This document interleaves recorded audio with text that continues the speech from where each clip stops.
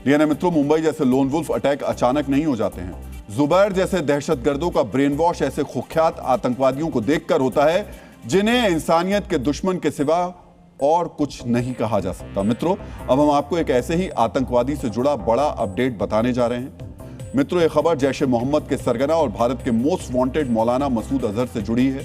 पाकिस्तानी फौज और खुफिया एजेंसी ISI ने मसूद अजहर को लेकर एक अघोषित आदेश जारी किया है।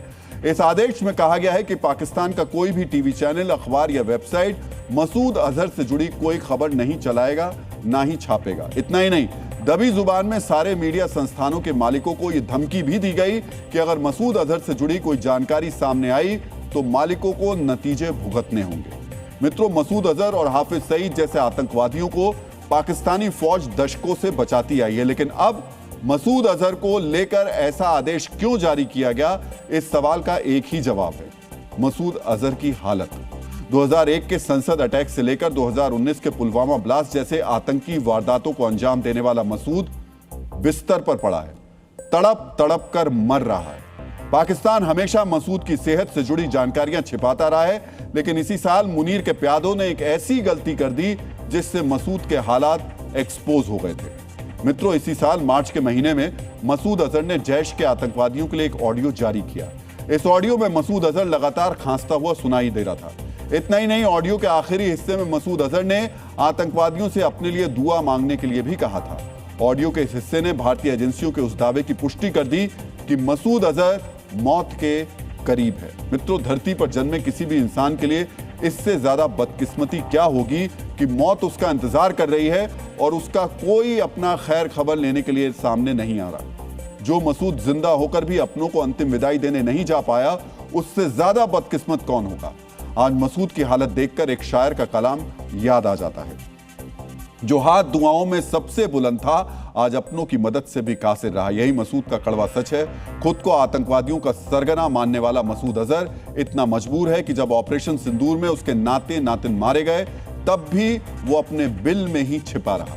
मित्रों, पाकिस्तान में मसूद अजहर की आतंकी सल्तनत जिस रफ्तार से फैली है, उतनी ही तेजी के साथ मसूद अजहर का शरीर भी जवाब देने लगा। पाकिस्तानी सरकार और सिस्टम ने तो मसूद को लेकर अपनी जुबान सिल रखी है, लेकिन भारतीय इंटेलिजेंस एजेंसियों के आकलन बताते हैं कि सालों से मसूद एक ऐसी जिंदगी जी रहा है जिसे देखकर शायद इंसान अपने लिए मौत मांगने को ही मजबूर हो जाए। मित्रों, वर्ष 2019 में मसूद अजहर की किडनी फेल हो गई। इलाज के लिए मसूद को बहावलपुर के आर्मी अस्पताल में भर्ती कराया गया था। इसी अस्पताल के अंदर ब्लास्ट हो गया। इस धमाके की वजह से मसूद को बिस्तर समेत सीक्रेट अड्डे में शिफ्ट किया गया था। अस्पताल में ब्लास्ट के बाद मसूद अजहर को हार्ट अटैक की खबर भी सामने आई थी। बताया गया था कि मसूद अफगानिस्तान में जैश के एक टेरर कैंप में गया था, जहां उसे दिल का दौरा पड़ गया। अब दावा है कि मसूद को सांस लेने में दिक्कत हो रही है और पिछले 6 साल से मसूद अजहर बिस्तर पर ही पड़ा है। वो ना तो जैश के आतंकवादियों से मिलता है और ना ही अपने घर के बाहर कदम रख पाता है। यानी मसूद अजहर एक चलती फिरती लाश जैसा बन गया।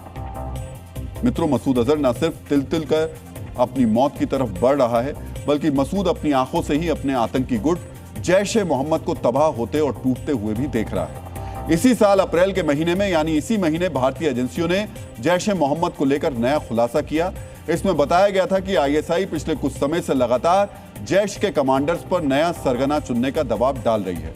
जैश के कमांडर्स ने मसूद के भाई अब्दुल रऊफ असगर के नाम पर सहमति जता दी थी, लेकिन ऑपरेशन सिंदूर के दौरान रऊफ घायल हो गया था।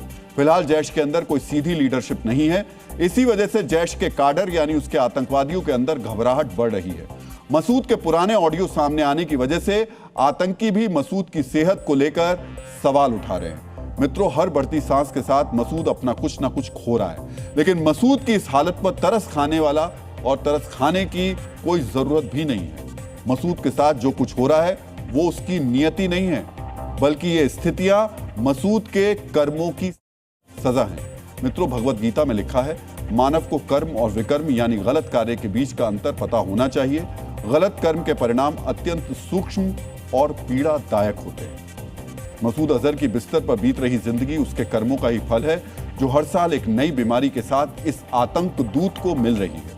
मसूद अजहर के कर्मों का हिसाब देखने से पता चलता है कि हाड़ मांस से बने इस शख्स को इंसान कहना भी गलत ही होगा। मसूद अजहर के जैश ए मोहम्मद ने भारत में जो आतंकी हमले किए, उनमें तकरीबन 100 सुरक्षा कर्मियों ने अपनी कुर्बानी दी। अगर जवानों के साथ नागरिकों की गिनती मिला ली जाए तो यह आंकड़ा 300 के पार जाता है। और तो और जैश ए मोहम्मद ने अपने आका यानी पाकिस्तान को भी नहीं बख्शा। पाकिस्तान के पूर्व तानाशाह परवेज मुशर्रफ पर जैश ने 2 बार हमले किए थे। इन हमलों में 14 लोग मारे गए थे। अपने शुरुआती दौर में जैश ए मोहम्मद के आतंकवादियों ने पाकिस्तान में सैकड़ों शिया और अहमदिया मुसलमानों को कत्ल कर दिया था। अमेरिकी पत्रकार डेनियल पर्ल की निर्मम हत्या का जिम्मेदार भी जैश ए मोहम्मद ही था। मित्रों, कहा जाता है इंसान जो करता है उसी हिसाब से मौत के बाद जन्नत या जहन्नुम का फैसला किया जाता है।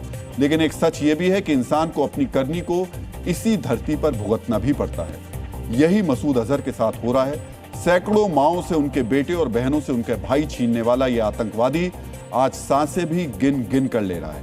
यह भी मुमकिन है कि मसूद अब इस दुनिया में रहा ही ना हो, और इसी सच को छिपाने के लिए पाकिस्तान ने मसूद से जुड़ी खबरों पर ब्लैकआउट लगा दिया है। मसूद अजहर की इस बदहाली को उन किरदारों को भी देखना चाहिए जो मसूद की तरह कथित जिहाद की हिमायत करते हैं।